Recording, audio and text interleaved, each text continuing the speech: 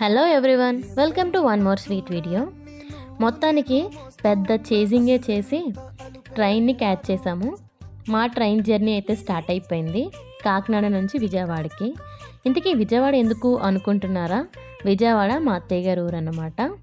So first నేను మా అత్తయ్య గారి ఇంటికి వెళ్ళి అక్కడ నుంచి గన్నవరం ఎయిర్పోర్ట్ నుంచి ఫ్లైట్ ఎక్కుతాను.